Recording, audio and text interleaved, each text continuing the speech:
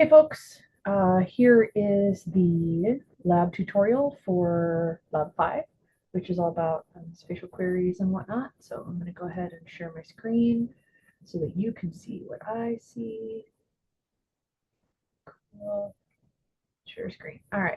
So first thing, I'm going to go to uh, Brightspace, and this is, sorry, you can see the behind the scenes thing. Sorry that I'm showing this to you and you're hoping that you, no, I'm just kidding. Anyway, give me a second. Let me get to the student facing part. Um, got interrupted by the barking dog.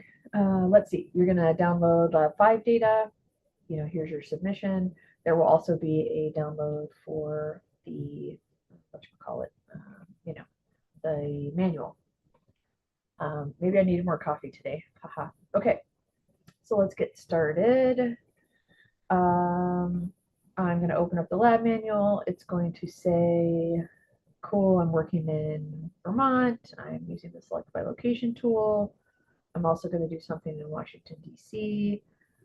I need to create a new project. This is where my data comes from.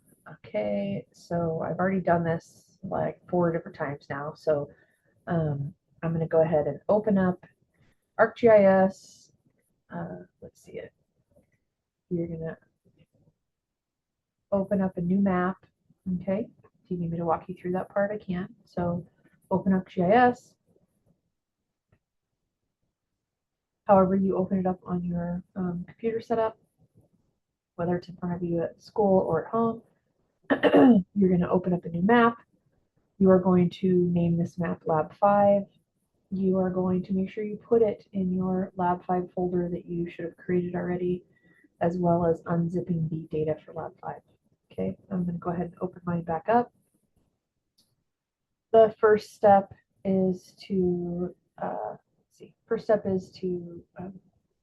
rename your map called downloaded.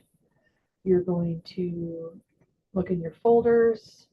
If your data is not here, go ahead and right click, and you can add the folder connection and grab your downloaded folder. The next step before you do anything else is to go to your geodatabase and import all your feature classes, okay? And so you're going to use the feature class to geodatabase tool. You're going to grab all these shape files here and you're going to put them in your geodatabase. Once you've done that, then you can go ahead and drag over the invertebrate, INVER, over here. You can take a look at it. You will right click on the word invertebrate in catalog and rename it here. The next question is, if it renames it here and here, does it rename it in your original shape file?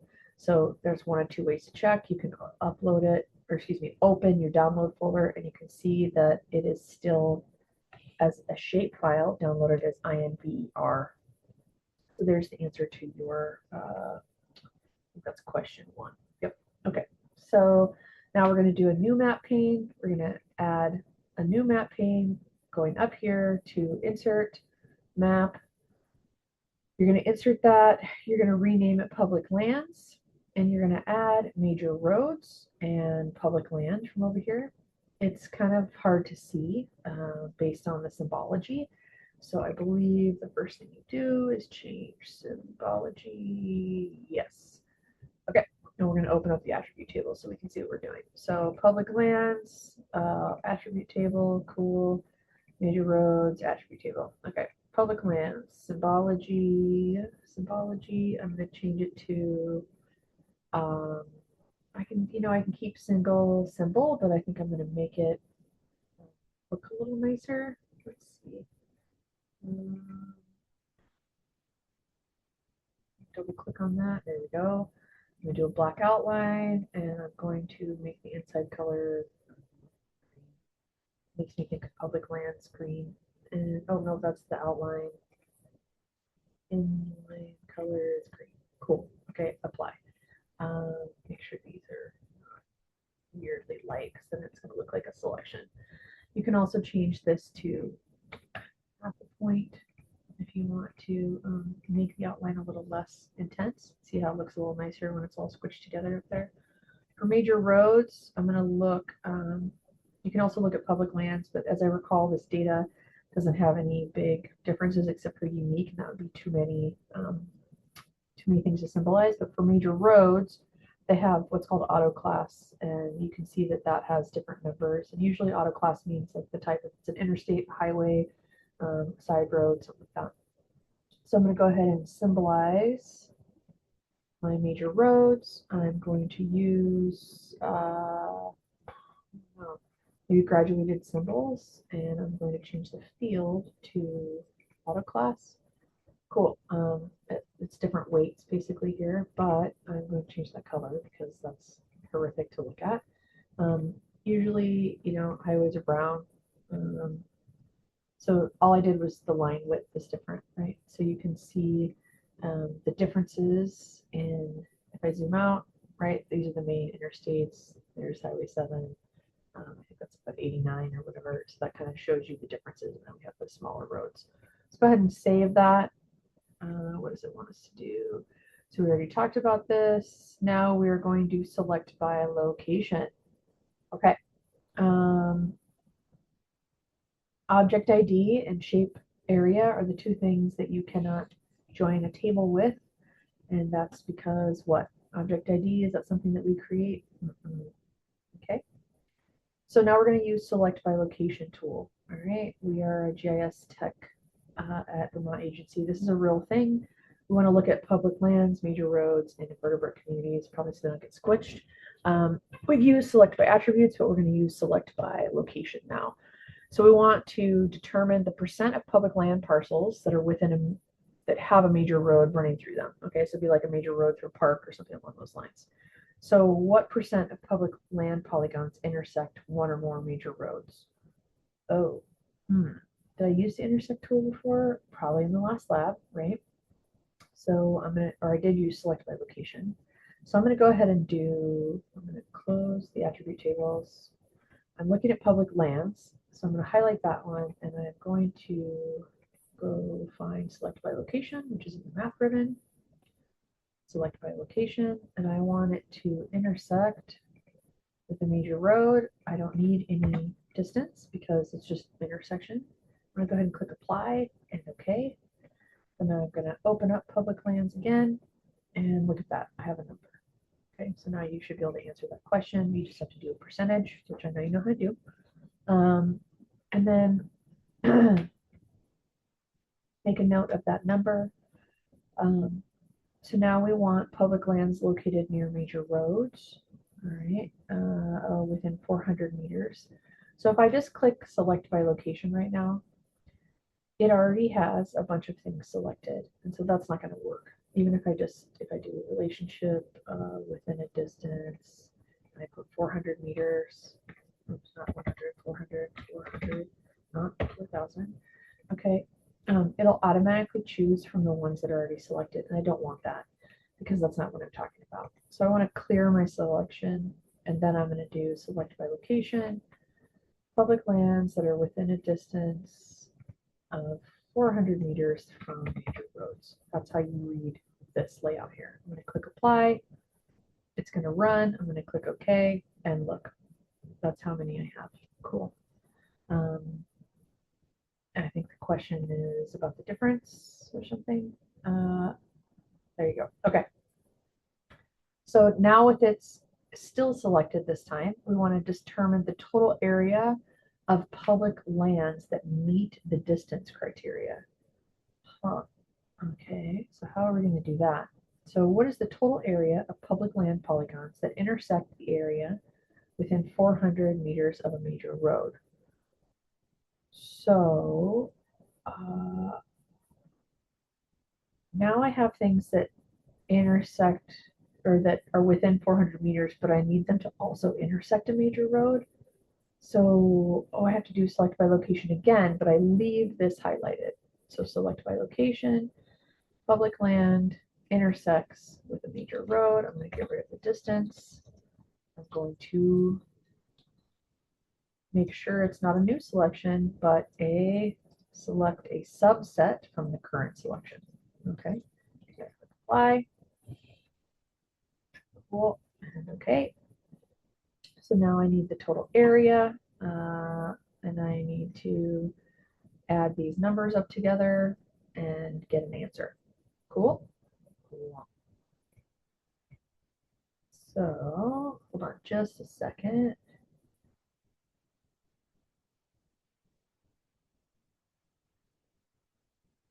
Stop sharing for just a second because I can hear someone at my door. Hang on, I'll be right back. Okay, thanks for that. I just had to deal with UPS. Let's see. Let's go back to sharing my screen. Cool. Okay, so what were we doing? Let me go back and look. We were, how many more public land polygons are within a distance of 400 meters? And we want to know what the total area of public that are within 400 meters of a major road. Okay, so what we need to do is just total that up. So, oops, I cleared my selection. So, public lands, select by location, public lands within a distance of 400 meters, apply. Okay, and then I think I can do this two ways, but so see there's 658 down here. I'm gonna right click and summarize my shape area. I can do shape area equals sum, make sure it says use the selected records, and click OK. And then it'll open up a new table over here on the left in your contents pane. I'm going to right click and open it. And look at that. There's the sum of the shape area of my 658 polygons. Cool. So hopefully that helps you. Close that. Clear. Save. And what's next on the docket? Okay. What is the unit of measure of value derived in question 5? Okay, how would I figure that out? So I need to know what shape area is measured in for public lands. So I right click and go to properties, and I go to source, and I look at vertical units, and it says meters, so it's meters squared. Okay, because everything is length times width, which is meters squared, right? Area. Okay, cool. All right, now we want to look at public lands in Waterbury. Hopefully I'm saying this right. Waterbury, I don't know. Everything in Vermont sounds different to me. Sorry. Now we're going to do some public stats. So go ahead and clear it so there's no record in any of the layers. Let's add the town boundaries and make sure it's underneath public lands. Okay, so I'm going to go to my catalog. I'm going to grab town boundaries and add to current map. I'm going to put it underneath public land so that it shows like that. Everything's cleared. Just ignore, I was playing with statistics over here, so don't worry if you only have one. That's not a bad thing. Okay. Sometimes I have to do it quickly and double check that I'm doing it right before I show you. It helps me. Just so you know, I have to do that sometimes. Okay, so we have town boundaries. Let's see. It's below. Use the selection method of your choosing. Interesting. And select the town of Waterbury from the town boundaries data set. Okay, well, this is how I'm going to figure it out. I'm going to open up the attribute table. Oh, look, town name. I'm just going to select by attributes because that's easier. Town name equals Waterbury. Just scroll down. So I can accidentally misspell something. Waterbury. There we go. Apply. Okay. So I just have Waterbury. Okay. Oh yeah, that's up here somewhere. Cool. All right. What's next? Use your spatial selection skills, meaning like what we just did, and you'll employ both intersect and within. Note that the select by location geoprocessing tools honors a selection in the data set used for selecting features. Because the town of Waterbury is selected, only those public lands that have the spatial relationship to Waterbury will be returned if we use select by location. Meaning, if we wanted to do anything outside of Waterbury, then we have to deselect that. Otherwise, the select by location tool automatically just assumes that we're talking about within Waterbury. Okay. So how many public land polygons intersect with the town of Waterbury? Okay, so let's do, I'm not going to count, that's silly. Select by location. Town boundaries intersect with public land. Okay, let's do apply. I don't think that worked, right? No, that doesn't look right. Okay, cleared. So let's select town boundaries. So, okay, fine. Select by location, town boundaries. Oh wait, no, I gotta go back and do select by attributes, town name is equal to Waterbury. Okay, good, it's selected. Now I'm gonna select by location, and so I want maybe public lands that intersect with town boundary. See, and now it uses just my one selected record. Okay, now I'm gonna click apply and okay. So now I have those in there. How many? All I have to do is open up my attribute table for town boundaries. Nope, not that one, right? We're going to open up the attribute table for public land. I already know which one it is. So it's, there we go, 21 of 2000 and something. How many public land polygons are within the town? Okay, so intersect is one thing, within is a whole other situation, right? So let's clear the public lands. See, as long as I'm in public land and I just cleared that, now I'm going to select by location. I'm going to do, instead of intersect, I'm going to put within. Okay, and then I'm going to click apply. And okay, and there's your number right there. A colleague wants to determine the percent of Waterbury that is covered by public land using the select by location geoprocessing tool. What should you tell them? Well, let's see. We could just do intersect, I think, right? Because that shows us when we did public land, select by location, public land within, but how about just public land that intersects with the town boundaries? Watch what happens. So then I see I'm here, right? Okay, so there's my town boundary, and there's, but it highlights the whole thing that doesn't intersect it. Huh. So can I use that tool? What if I put completely within? I don't know, because then it's not going to even select the part that's outside, right? So what does that mean? Maybe it's a different tool. Yeah, I think it is. Okay. Cool. So and I'm going to clear. I'm done playing with that. I'm going to go to town boundaries and clear. Clear. Done playing with that. I'm going to save because I think I answered all the questions. All right. So the state's interested in developing strategy to protect the most vulnerable invertebrate communities. The criteria for vulnerable is if it's not on public land, okay, and it's located within 1,000 meters of a road, okay. So we're going to have to do two separate select by location operations. So we're going to clear it, which I already did. I'm going to go ahead and add the invertebrate geodatabase. So it looks like basically this file, add to current map. Okay. A bunch of stuff pop up. Oh yeah, it's just hard to see on this background. Town boundaries. Makes it easier to see. Look, I just like doing stuff like this because it helps me see what the heck I'm working on. But you can choose to do it however you want. And yeah, I can see green and red, but not everybody can. So obviously I'll change it afterwards, but for right now. Okay, turn on the invertebrate major roads and public land. Let's turn off town boundaries so that that doesn't happen. Off town boundaries, okay. Identify the point features in the invertebrate that are not located on public land using select by location. So we are going to select by location invertebrates that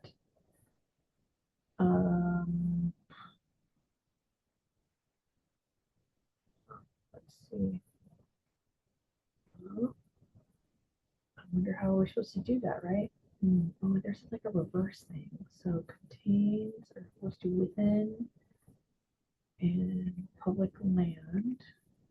And we'll do invert. So only the ones that aren't on public land should pop up. Apply and okay. That looks right, right? Because they're selected if they're not on public land, but we can always check. Attribute table.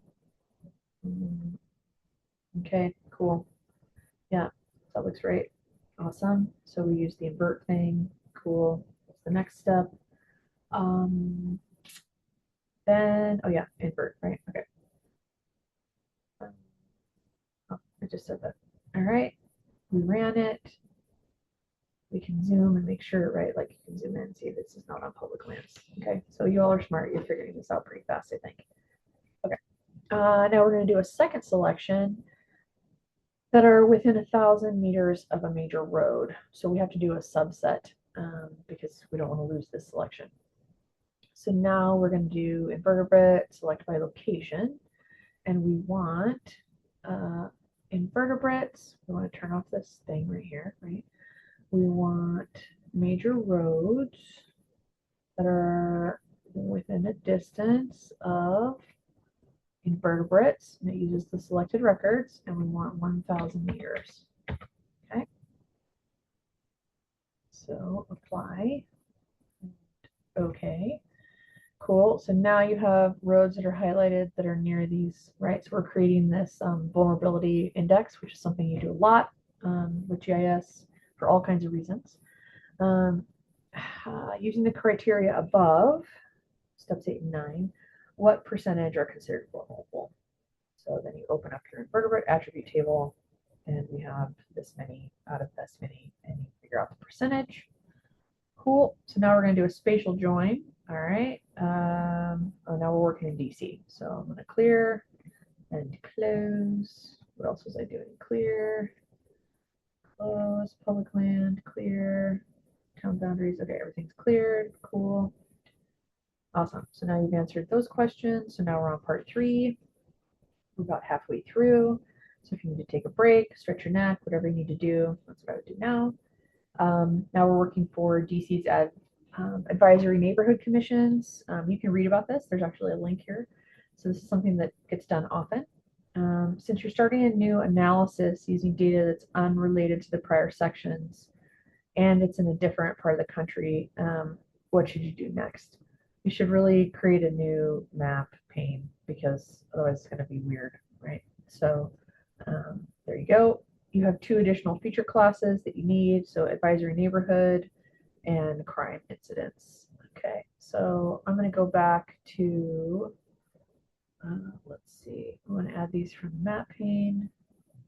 Check them out. Okay, so I'm going to go back to download it. No, I don't need to do that. I'm going to go to insert, new map, new map.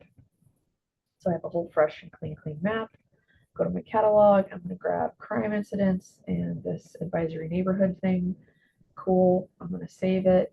I should probably call it something. Let's see if it wants us to. What was the original question? Consultant summary regarding crime. So we can call it, I don't know, crime, DC crime. You can call it whatever you want, but I like to name my stuff so that I don't forget which one is which. Okay. So I'm going to click save. So now we have DC crime. I'm going to look and see what is in the data because that's pretty important. Okay, we have webs, GIS ID, that was definitely given, global ID, created by, edited by, and the shape. Okay, so those are just the neighborhoods. So it's like an outline, so I don't need it to be color. I can just make the outline, cool. And then crime incidents, that's probably a number, right? Oh, data, a reporting date, which shift, method, okay, offense, the block, so this is an area, X and Y, the ward, the ANC, which is the neighborhood commission, so they're probably labeled the different districts, PSA, the neighborhood block. Okay, so this is from census data, voting, latitude, longitude. I don't know what BID stands for, but I could look it up. Okay, so this is how you see your different data. So question 12, based on the crime data, how many different offense types are reported? Okay, crime data, attribute table, how many different kinds? So there's 25,000 entries. So how am I going to figure this out? I'm going to right click and I'm going to visualize statistics. delete this chart property thing over here. So look, there's theft, other arson. Basically, you can look and see. If you don't like this type, you can go to, let's see, we can go, instead of that, we can do right click, summarize, crime incidents, input table, output table, and we could do offense, and we can do count. Sorry about that. Click OK. Does that work? Counts by offense. Open. Okay, and this gives you the different offenses. So there's different ways of looking at this. Okay, so you can figure out all the different statistics that way. Okay, so you can play around and decide what you want. I'm going to get rid of these charts now, so you can go back in there and answer those questions. Now you're going to explore the property, paying particular attention to the coordinate system information. And what's the coordinate system? Okay, great. So what's our map pane, coordinate system, properties? It's in WGS 1984. Crime incidences is what?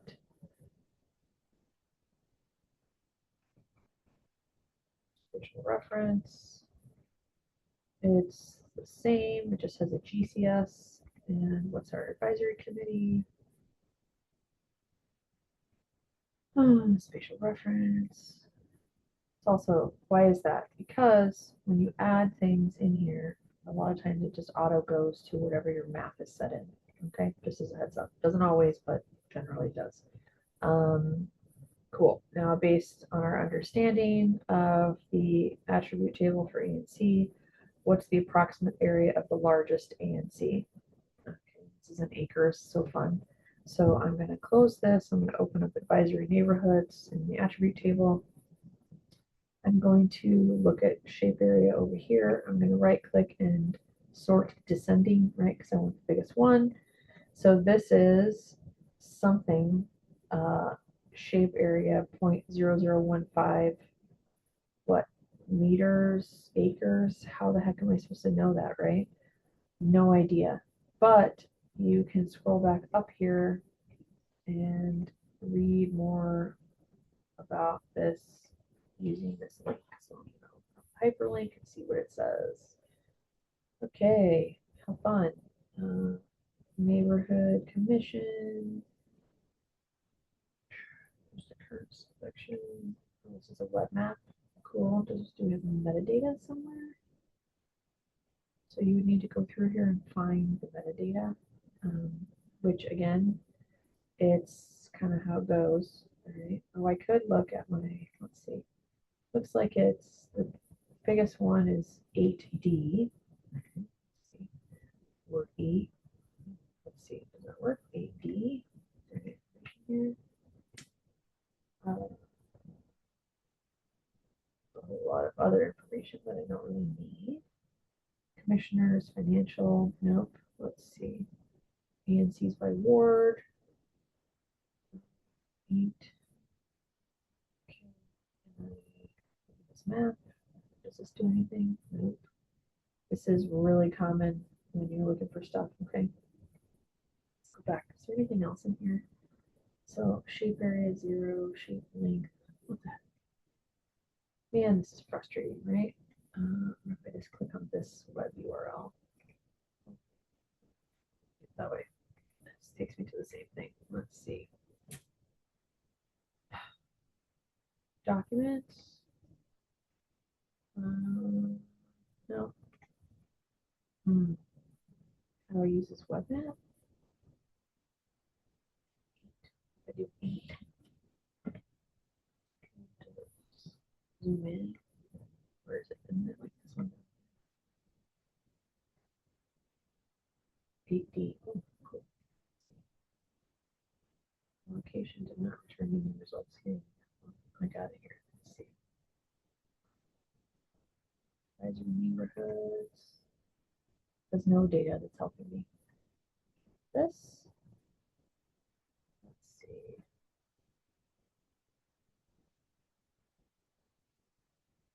8D6, is that the one? This is 8D. Okay, so that I don't make this really long, I'm going to pause and find the answer. And I'll be right back. Okay, I'm back. Let me share my screen. Okay, it does, it meaning the assignment does not expect you to go hunting. So you can just go back to GIS and you can answer the question where it says, look, it's not in the coordinate system, so we can't actually answer this question, which is fine for now. Okay, so now we're going to project the data. Projections, I think we did what in lab 2 or 3, so you can always go back if you want to revisit some of the steps. Since the District of Columbia does not have its own stained plate coordinate, we'll use Maryland's. We don't need to define the projection because they all have GCSs, so we just need to project it. So we're going to project it to the state plane Maryland FIPS 1900. Okay, so back to GIS. We're going to go to geoprocessing. If you don't have it open, you go to Insert Toolbox or Analysis and Tools here. Okay, and it'll open this up. And we want to project.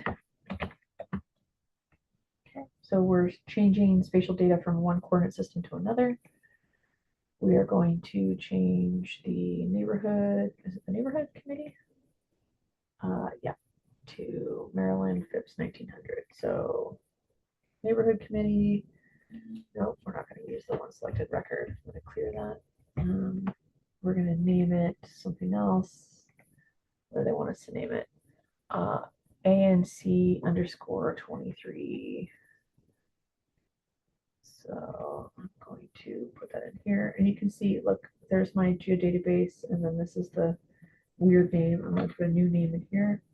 Be really careful that you don't, accidentally do what I just did, which is put it in the wrong spot. So, because we don't want that. Output coordinate system is no, we got to go hunt for it. So I'm going to click on the world. I'm going to type in Maryland. Projected coordinate systems. It's a state plane. Where did it want again? FIPS 1900. So NAD 1983, state plane Maryland. So NAD 1983. There it is. Cool. I'm going to star it so that I have it for later. I'm going to click OK. It's going to transform it and click run. Okay, cool. So project the crime incidents doing the same thing. So go back to geoprocessing. You always have to do the back button in tools. Project, do the crime incidents. To call it, we're going to call it this crime incidents underscore. Do you see how I'm doing a lot of copy and pasting so I don't have to type so much? It's just easier. You can do whatever's easiest for you. I'm also doing this with a mouse, so I do not recommend doing this with your little finger pad. Okay, so now I don't have to go hunting because I can just select, oh no, that's not Maryland. Okay. I want it to be Maryland here. Because I clicked it on favorites, it saved everything. Okay, click OK. Cool, and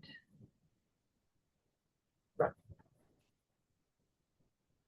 Okay, so I'm going to turn off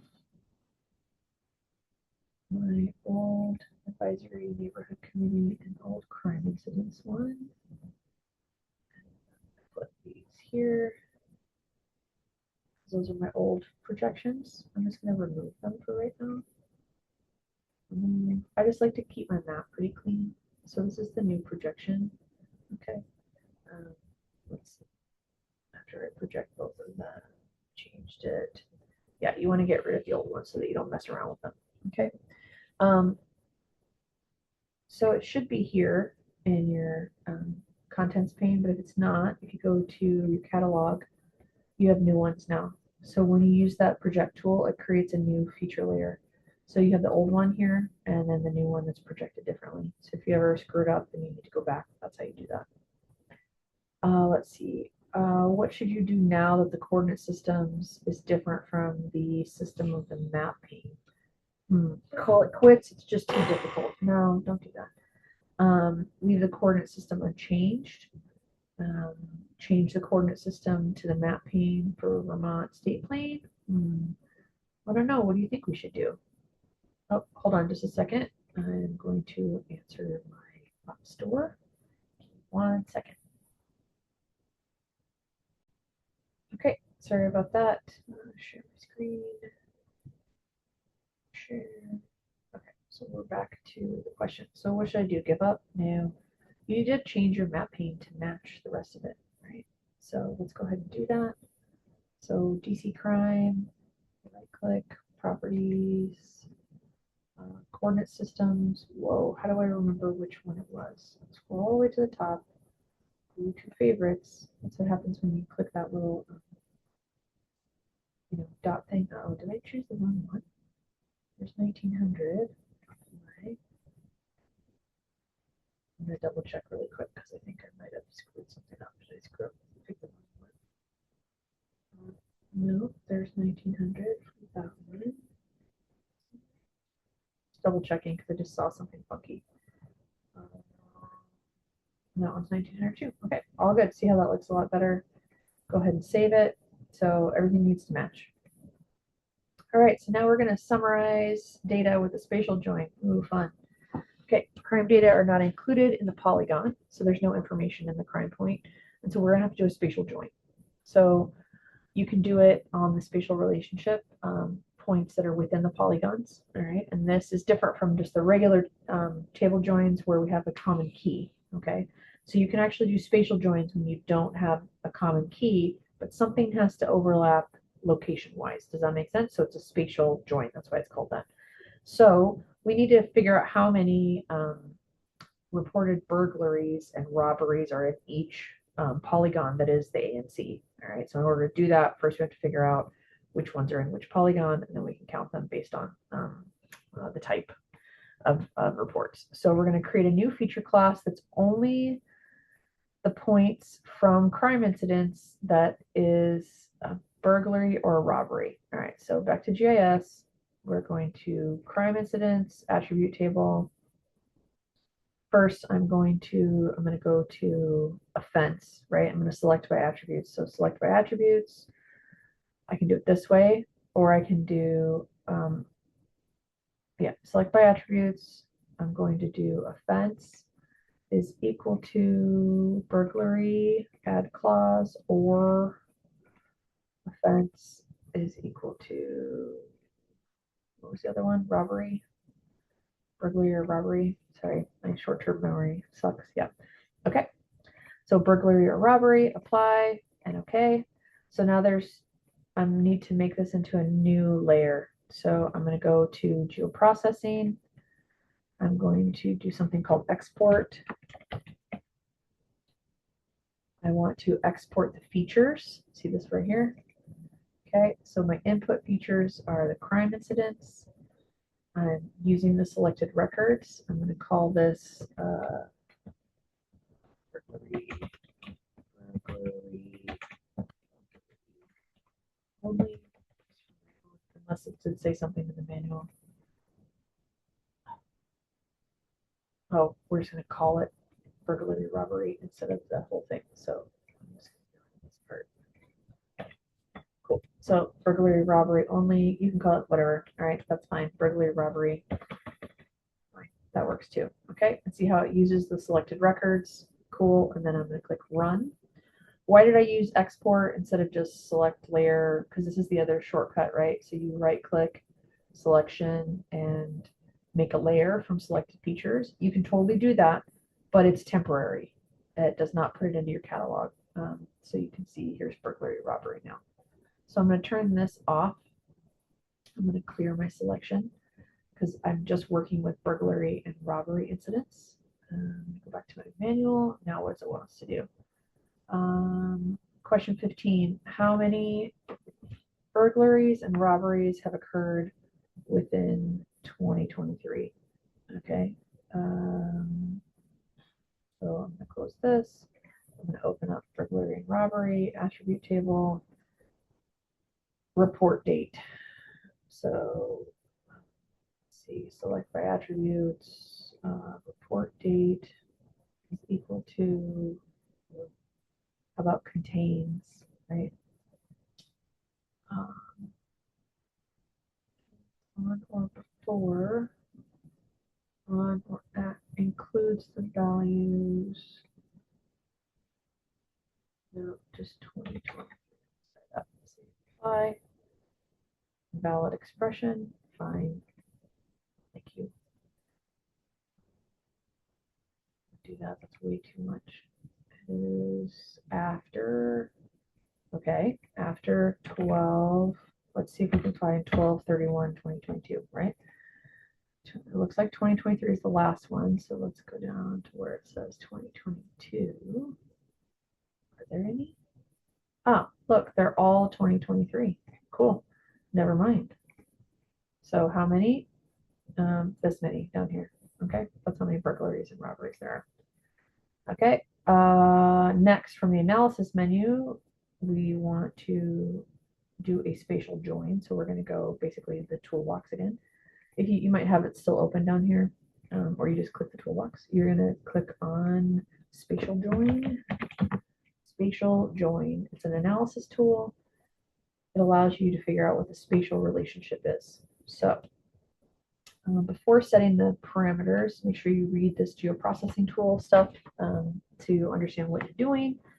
Some of you won't, and then it's going to suck. Okay, so we want to select the target features, which is the map of the polygons, which is this ANC map.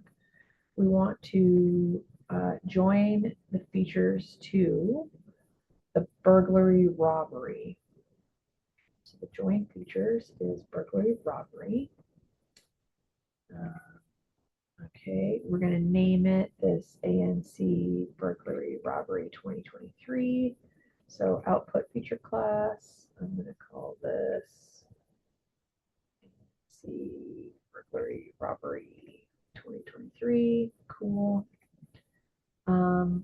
Retain only the output fields down here. Okay, so keep all the target fields. No.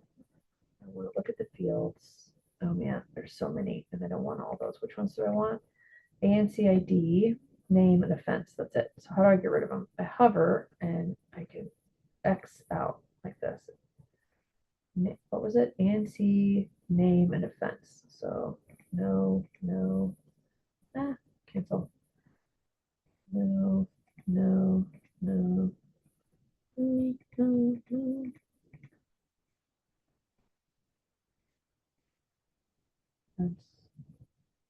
Okay.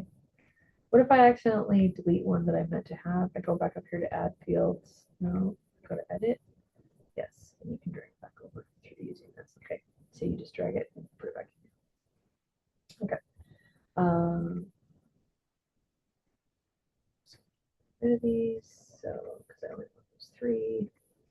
Just be careful clicking too fast. You might screw it up. So, just be careful. Be careful clicking too fast. Okay, so I have ANC ID, name, and offense. Is that correct? Yes. Remove all the other fields by checking the red X. Yep.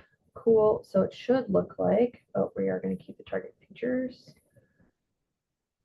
MST burglary robbery output is the name we did. We're going to join 1-to-1. We want the match option to be intersect, and we want these three things in there. Okay, before we hit run, click on the fields and select a fence from within the field map, and then click on the pencil. Okay, so that opens up this cool new box, right? And you want to count the number of these incidents within each ANC. So you want to make sure we select count from the drop-down menu. Whoa, what drop-down menu, right? It's here. So actions, instead of first, we're going to do burglary and robbery, and we're going to select count. Okay, so this tells you which table, and this tells you what want it to do, right? So we could do the very last, the minimum, the maximum. That's how you get stats, okay? And then we have a fence. Cool. And then if you were missing one, you could grab it from here. Okay, click OK. So that set the rule. So that's going to tell us that we're joining and giving a count. See, it says join count. Okay. If you're curious, yeah, you can play around with it. So remember, merge rule is really important. You might need to compute some statistics. So what should the data type be set to? It's a number. Okay, so it should be an integer. Let's just double check that again.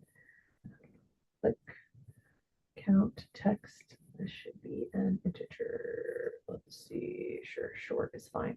So basically, this is the new field it's creating.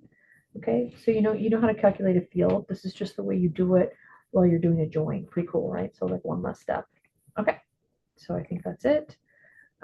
Now I clicked OK, and I'm going to run my tool and see what happens. So now it's called spatial join. Did I mess that up? Yes, I forgot to re-put this in here. Great. Okay, so my output feature class was supposed to be called something? Yeah, just making sure. Yeah, burglary, robbery, 2023. Now it's called spatial join because when you click in the edit, you have to go back. Robbery. And is this going to change it in my geodatabase? No, but it changes it over here in case I need to make a map. So now I have this cool stuff. So this is burglary, robbery, all, right? And then if I want to open this attribute table. So now this new attribute table has the ANC ID, which is these outlines, right? And the number of offenses. Cool. So what can I do with that data? All kinds of stuff, right? So we did all this, cool, short bit, blah, blah, blah. Which ANC had the most burglaries or robberies? Okay, so right click, sort descending. There we go. It's that one right there. Most burglaries or robberies? Oh no, offenses, right? Sort descending. There we go. That one. Okay. Cool. Now we're going to make a layout. Of course we are. Now we're making a map of this information because they wanted it, right? So we want 8.5 by 11. So it's a portrait. The general public, meaning we need really simple names, nothing crazy. We're going to make 2 map frames because we have to always have a locator map. So before I start, use overview, legends, north arrow, blah, blah, blah. Already done this. Dynamic text, cool. I'm going to make it look nice. Insert the map layout. Do I get to see what the map should look like? No. Okay, but what do I want to show it? Locator map, okay. The second map should be with the highest number of burglaries and robberies and the polygons and the point locations of them. So there should be 2 different types. Okay, so these are all the hints, right? So basically we're going to have to symbolize and do a couple things. So I'm going to close my public lands and downloaded map because I don't need them. I'm going to open a new map before I forget. I am going to go to catalog and I am going to put in my neighborhood commission outline. That's all I need here. I am going to right click on the map and change the properties to my favorites, my state plane, IPS 1900, apply and OK. I'm going to make sure that the properties for this one are the same. Spatial reference, nope, so I have to project it. If I was smart, I would have changed the map first, okay, but I forgot. So I'm going to project my layer, and I'm doing this for my locator map. Project, input, advisory commissions. You can name it whatever you want, it doesn't matter. I can just do current map now. See, it's going to change it to this from that. I click run. Now it looks nice, great. I'm going to turn off the old one. I am going to make this a heavier black outline. because this is my locator map, which needs to pop basically. All right, I'm going to click save. I am going to change the name of this to locator map. Locator. I'll get it screwed up in my head when I'm making my layout. So now I have DC crime. I'm going to go back here. I can turn this back on so that I have this burglary robbery. I'm going to symbolize these. Let's see, we're going to do unique values, and I want it to not be join count. I want it to be offense. So, oh no. Why is it doing that? What does that look like? Oh, that's because I'm doing the wrong one. Burglary robbery, not that. Symbolize values. I'm going to do it by offense. Burglary robbery, cool, okay. This color scheme is weird. So something like that. So it's two different colors. Probably going to change this to a triangle because one is color. We'll change it to something soft like purple. Change the outline so that it pops. Click apply. Make sure that works. Okay. Now I'm going to go back and I'm going to change robberies to squares. See, now that's not going to work. Shoot. Well, I could. I just have to make them really small. So shape size. Shape size. It's back here. I don't know if I like those or not. Well, maybe I should play with these later. Why? Because I need to do this. My burglary robbery, I need to turn this on. And I need to symbolize this first. Probably should have done this first because I have to symbolize it. Graduated colors. Effects. Right? So let's turn this off because so graduated colors by offense, because that's basically the number of offenses. Okay. So we want to this, and we're going to put number of offenses, number of offenses. This is called AMC. Well, we might have to write out the whole thing. Advisory something. What is this thing called? Scroll back up here. Don't use acronyms. People don't like acronyms. What does ANC stand for again? Ancillary. Nope. What the heck is it? Dang it. Advisory Neighborhood Commission. Okay. So I'm going to type in here. Advisory Neighborhood. Neighborhood. Use it 2 M's. Commission. This is always so fun, trying to figure out if I can spell properly or not. Let's see. I'm going to go look it up. Oh, wait. Or I could just look back at my manual, make sure I'm spelling it right. Is it 2 M's? Oh, my brain is tired. Yes, 2 M's, 2 S's. Ha ha ha. Yes, you can laugh at me now. Okay, now I'm going to slow click and make sure you spell things correctly. It's always worth checking. Okay, so this is number of offenses by advisory neighborhoods. So I'm also going to change this. Burglary, so we can put like, just put, actually, we should probably write this.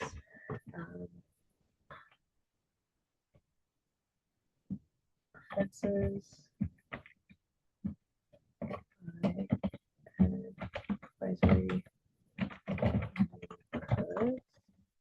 And this one can be total number reported. Okay, so that gives you a heat map. Cool.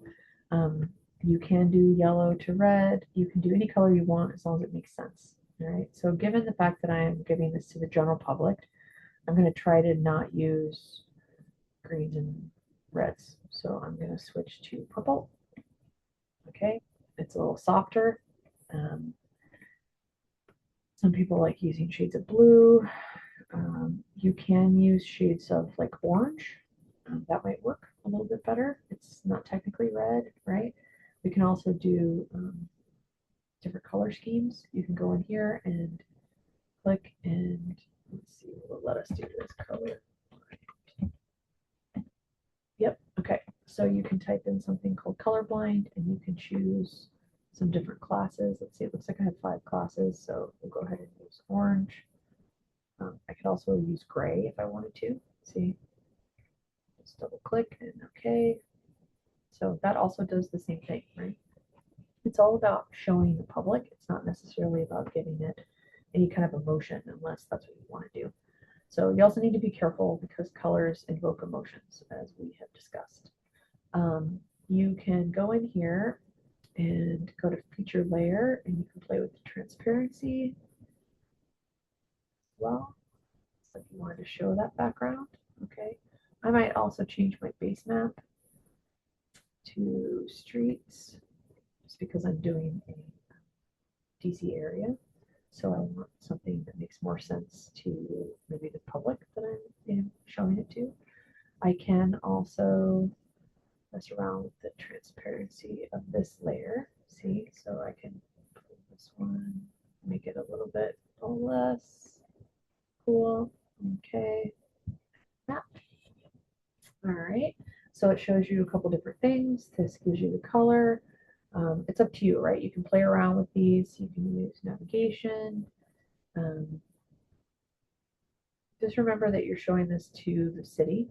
So you want to, or people of the city, the general public, so you kind of want to play around with the colors and that sort of thing. You can also just type stuff in like 50% or 20% or whatever.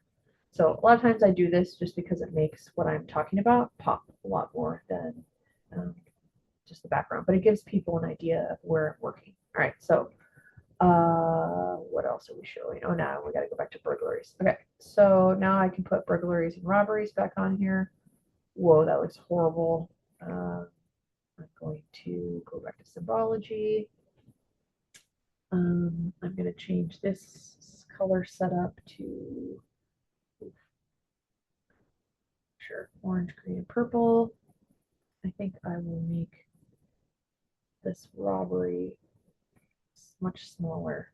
So maybe a circle, and I'm going to make this size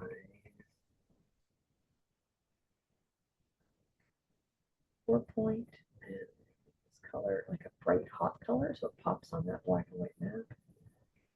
Okay, and see what that looks like. Much better.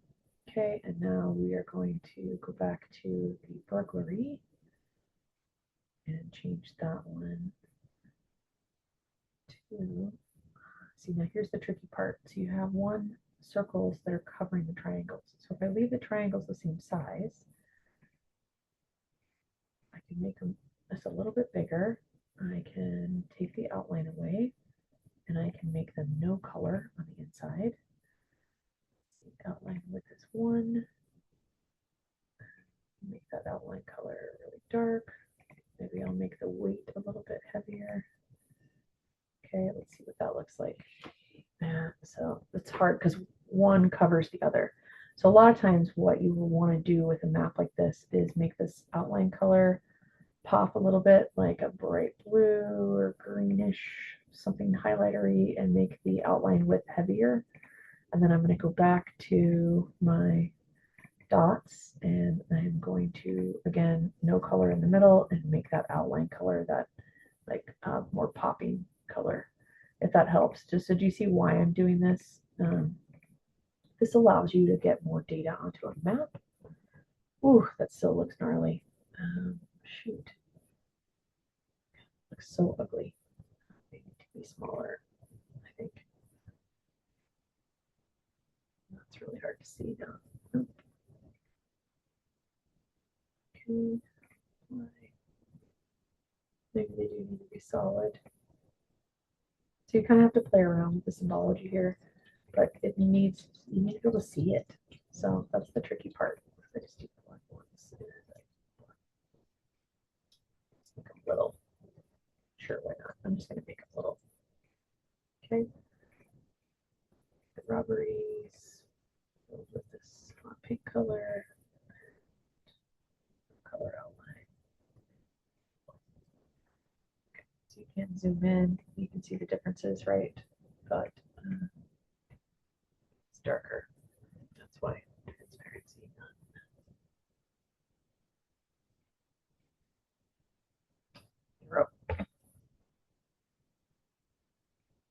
Okay, that's better. So because this background is kind of distracting, I'm going to turn up the transparency quite a bit here so that we can really see what's going on. Okay, let's back out. It's just so busy. Let's jump over. Okay, so if I was actually giving this to a job, I would fix this. This does not look okay. You can see because once you zoom out, it just looks really funky like that. Maybe changing the background color here. Might have to do something more subtle, something lighter. You just have to play around with it until you get your cartography correct. And I know you're like, why are we taking so much time to do this? But well, that actually helps because it brings the other colors out. All right, so let's change the rubbery color back to, I can also do, I can play around with the symbols and I can do that. See how it pops it a little bit differently. So it still gives you the concept of how many things are there, but it's just more simple to see, even though this background is like lime green, right? So you have to choose what you want. So supplies, maybe change this. So I did a fade color. Let's see what it looks like with that. It's okay. So you can kind of decide what you want. The trick is to make sure there's a difference between your background, like what's important, okay? And so if you put something too dark in the background, it doesn't work in the foreground.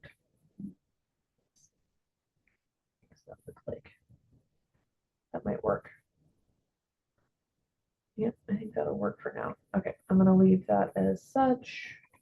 Oh, what do we need to do for your locator map? You're gonna want to maybe turn this on.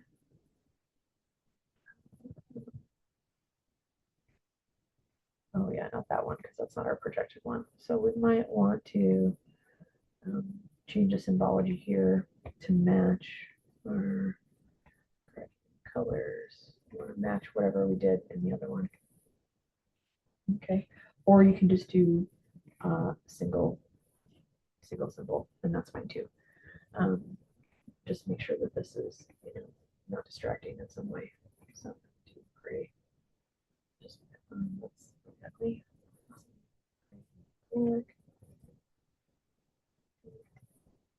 Sure. So that pops against this background, which is what we want. So now I am going to insert my new layout. I'm going to make it a portrait. Now I have a new layout. But I want to name legend and all that stuff. So the first thing I'm doing is making a map frame. I want to use my DC crime map as my main map. So let's see. Bit one. That works. Weird. Okay. In order to move this around, right? This just moves it like a picture. That's not what I want. I want it to go to the map frame, and if I want to activate it, where's the activation layout? Activate map frame. Now I can move this around so that it looks a little better. And the reason I'm doing this is because I want to put my map extent in this map frame. So, and leave room for the legend. put my extent here and my legend here, and then I can put the title at the bottom, so it's a little bit different. So now I'm going to go back to insert, in order to layout, close activation, so I don't mess that up. Now I want another map frame. Now I choose the locator map. Put it here. That looks a little funky. So again, go to map frame, no, layout, activate. I just clicked on something, don't worry about it. So I'm gonna zoom out. Now if I'm showing this to people in DC, probably don't have to zoom all the way out like to Maryland, but it can't hurt to do that way. I can also turn off my background here. Shade, I don't need that. And I could just make this like one solid color. That would work too, because it's basically like, am I showing this to people that live in DC? Probably. Is that what the thing said? These are all things that you have to think about while you're making your map, okay? Showing this to one,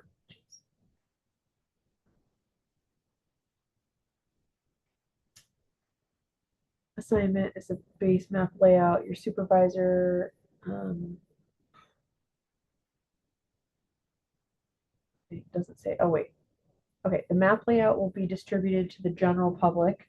Some might be familiar with DC's geography, others might not. So that means that you need to like have this back here, right? You need to show that where it is like within the continental United States. Basically, that's what that means. Okay, I'm going to go to layout and I'm going to close the activation. I will play with my locator map here. I'm going to turn off this topography. Choose a different base map for this. So base map. How about light gray canvas? Or yeah, because I don't want it to be too busy in the background. And everything I change here, you can it automatically changes on your layout. So just be aware of that. This will work. Let's see what that looks like in the layout. Kind of funky. And so this is the problem, right? You have to play around to zoom in. Yeah, that's not going to look quite right. So I'm going to go back to locator map. I'm going to put my gray reference underneath. And it's better. Look.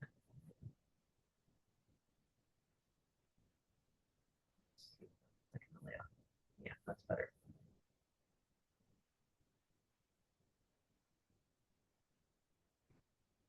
Above the base, so it says like where stuff is.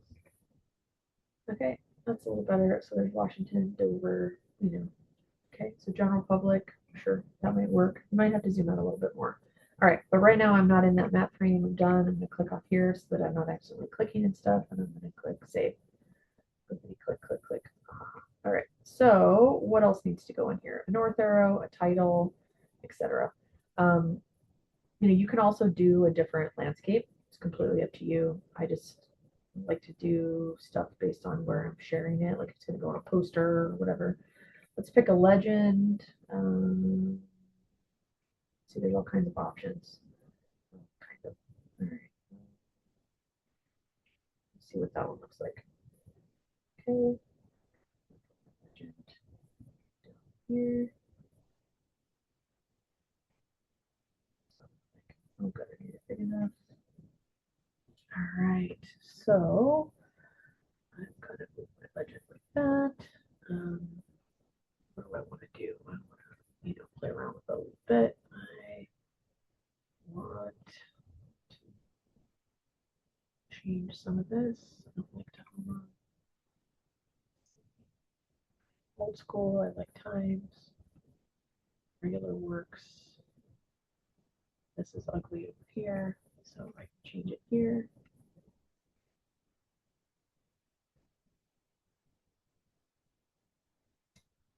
Go back to DC crime, and I can change this to say offenses. Reported offenses.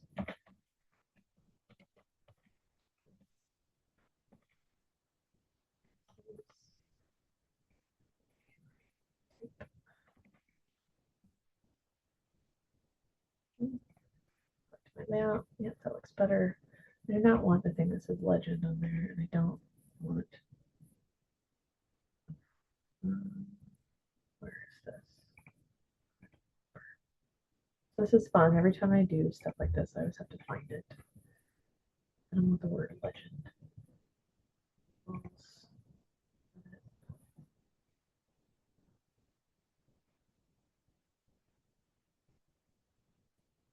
Yeah. Title. Canoe. Do we want that? Not canoe. All right. Don't need that. All right.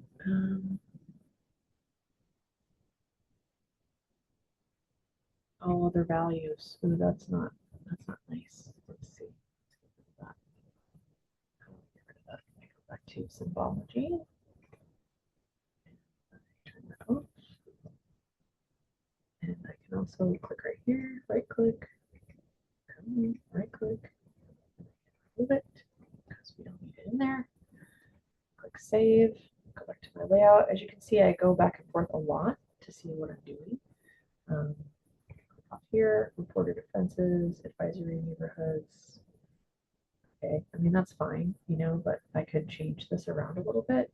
I don't like the way it looks. What else do I need? I need a north arrow. Which north arrow do I want? You can pick whichever one you want.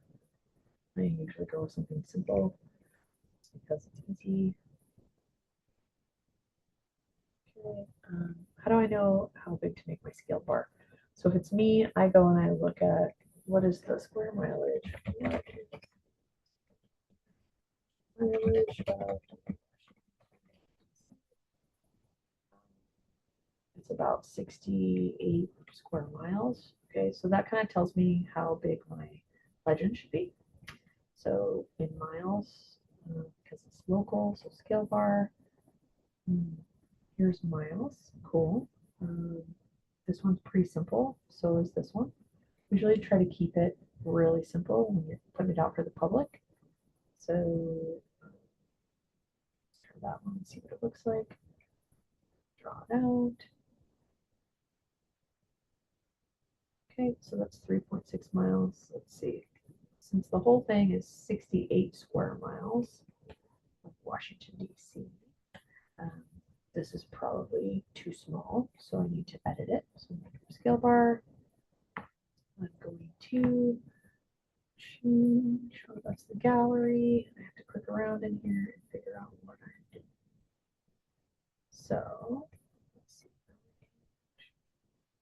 Size and position, text symbol, design. So, adjust division value. I want the number of divisions to be not 0.9, but 5. Show one division before 0. That's going to be 5 miles. I can have it be 10 miles if I want. See how I'm doing that, and it changes it down here. Subdivisions will be 4. That's fine. Now I have to make this way smaller. Just click on this.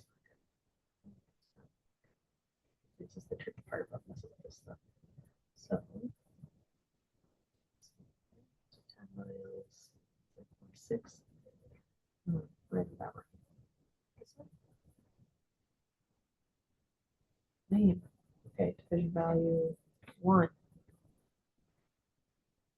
That's 3 miles. Okay, that's still too big. So I click back on it to play with it. Scale bar. So width 1 point. Okay, design. Subdivisions.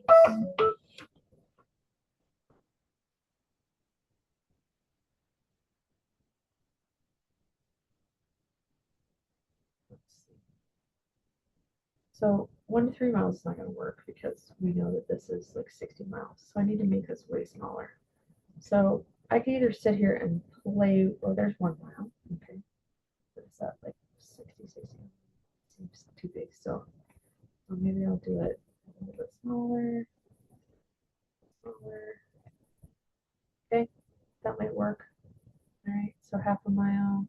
Why does that say 0 though? See, that's weird. So scale bar design, 2 subdivisions. That work? Nope, still looks weird. So you have to play around with this. Okay, so label is in miles, after the bar, above center. That's what I want. Value of 5. Let's try that again.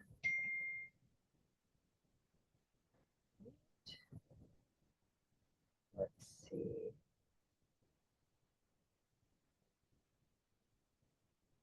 Okay. I can adjust the division values. See, now I can play around with it. There's 1 mile. Make it a little bigger. I can change the divisions to 3 or 4. Hold on 1 second. Somebody is trying to get a hold of me. Share, pause. Okay, sorry about that. All right, back to sharing. Share. All right, so I don't want things to be 1.4. You always want your divisions to be either 1, 5, or 10. Okay, that's just how you do it. Otherwise, it makes it really hard for people to use them. All right, so I can adjust the width. See, now I can play with the width. That's the that way. Fitting strategy. Fixed bar width.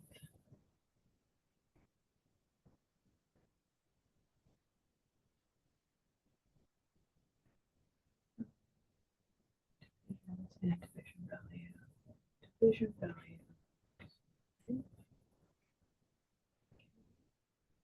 Sure. I mean, that works, right? Okay, so there's 2 miles. Close enough for this particular assignment. All right, what else do we need in there? Your map layout should have extent indicator, north arrow, scale bar. Should you have 2 scale bars? No, should you? No, I do not think you should have a scale bar up here in the extent map, but that's just my personal preference. You want to give it a title. You want to make sure that your name is on it. So I'm going to go back to insert. I'm going to do dynamic text. Let's see. I want something to look cool like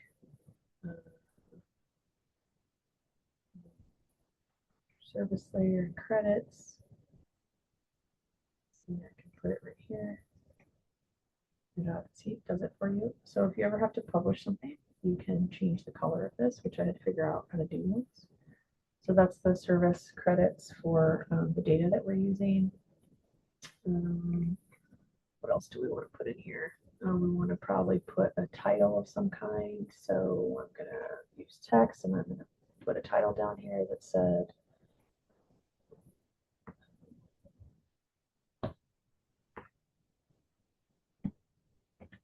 burglaries.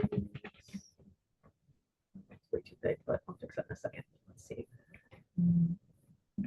Reported theft. Why did I write reported theft? Because the general population isn't going to know the difference between a burglary and a robbery. That's a cop thing. Reported theft in 2023. Sure. That's a cool title. Cool enough. Or at least cool enough for me. Ha ha ha. So if I want to edit this, I go to text, highlight it here. I can change this here. You can do all kinds of stuff. It's called text 1. I can change the width and height. See, it changes it there. I can also do text symbol and change the size here. Why? No, that's too small. 20, and I like times. Old school like that. Sure. Okay, reported theft in 2023. I can also move everything around. I can make it bigger. It's up to you how you want to do this. You can just play around.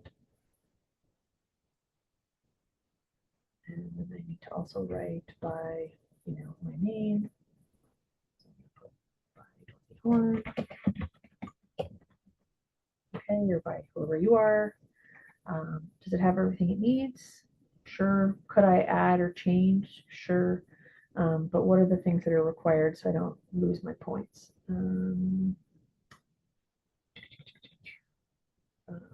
I have a base map. I have dynamic text. I can do service layers. Oh, I need to also add my citations for my actual data. So I'm going to, let's see, dynamic text. I'm going to put my metadata, do something like that, right? So stats, system, where'd that go? There we go, credits. Okay, so then I can put credits right here down at the bottom, and I can type in the citations for my data. Okay, so that's how you do it. When you're all done, you click save, share. Share as a web JPEG, I think is the deal. So share. Why is it not letting me do this? Export layout. Here we go. Web JPEG. Okay, and you send it off and turn it in so that you get the credit for it. Thanks for listening, and I hope this is helpful. Sorry for all the pauses. Working from home is a little tricky.